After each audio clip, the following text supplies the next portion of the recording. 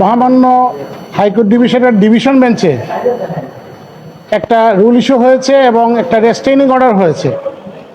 হযরত শাহজালাল রাদিয়াল্লাহু আনহুর ব্যবহৃত যে সামগ্রীগুলা, যেমন ওনার তরবারি, ওনার ব্যবহার্য খড়ম, জায়নামাজ, পাতিল, ব্যবহৃত ডেকচিগুলা বা এই বিভিন্ন ধরনের ইউটেন্সিলসগুলা, এটা শত শত বছরের পুরনো।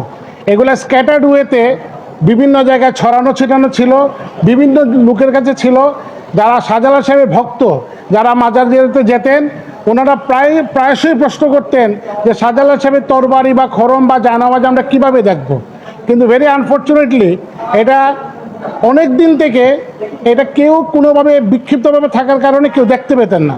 তো আমি যেহেতু শাহজালাল মাজার সংলগ্ন আমার বাসা এবং আমি ওইখানকার লোকাল ইনহেবিটেন্ট, আমি পাবলিক ইন্টারেস্ট লিটিগেশনে একটা মামলা করেছি আজকে, জনস্বার্থে মামলা। এবং সেই মামলাতে আমি পার্টিকুলারলি 1968-এর অ্যান্টিকুইটি অ্যাক্টে পরিষ্কার করে বলা আছে যে কোনগুলা আপনার গভর্নমেন্ট তার ইনভেন্টরি করে এগুলাকে কিভাবে প্রিজার্ভ করে রাখবে, এই মর্মে একটা প্রপার গাইডলাইন অ্যান্টিকুইটি অ্যাক্ট 1968-এ বলা আছে। তো আমি আজকে কোর্টে এটা উপস্থাপন করেছি।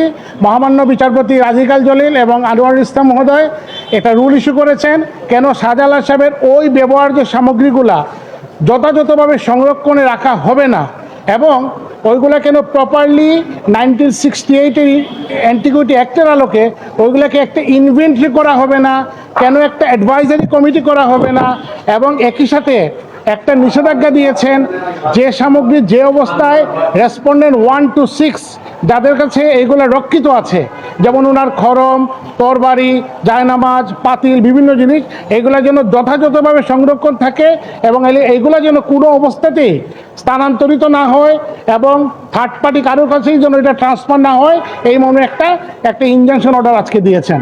তো সিলেটবাসীর, এবং যেহেতু শাহজালাল সাহেব এটা সার্বজনীন, উনি সবার জন্য, এবং সিলেটবাসীর জন্য এটা আজকে একটা সুখের খবর যে এতদিন পরে আমরা একটা পিআইএল একটা মামলা করে অর্ডারটা পেয়েছি। অন্ততপক্ষে যদি শাহজালাল সাহেবের মাজারে একটা সংরক্ষিত করে একটা মিউজিয়াম আকারে, ছোট্ট আকারে একটা মিউজিয়াম করে রাখা হয়, অথবা ওনার আমলের যে গজার মাছগুলো এগুলোও যদি একটু অ্যাকুরিয়াম আকারে রাখা হয়, তাহলে লোকজন যারা মাজার জিয়ারতে যাবেন তারা দেখতে পাবেন যে ওই জিনিসগুলা বা শাহজালাল সাহেবের তরবারিগুলা একটু ছুঁয়ে দেখতে পাবেন, খড়মগুলা দেখতে পাবেন, পাতিলগুলা দেখতে পাবেন। তো এই মর্মে আজকে এই রুলটা ইস্যু হলো এবং একটা রেস্ট্রেইনিং অর্ডার ইস্যু হলো। আমরা রুলটা ইস্যু হয়েছে আফটার হিয়ারিং, এটা একটা ইনভেন্টরি হয়ে একটা অ্যাডভাইজারি কমিটি গঠন করে দিবেন আমরা আশা করছি। না, রুল এবং রেস্ট্রেইনিং অর্ডার, এবং ওগুলো যেন কোনোভাবে স্থানান্তরিত না হয় এবং সংরক্ষণের জন্য থাকে। রুলের টার্মটা হলো, আমি একটু দেখেই বলতেছি।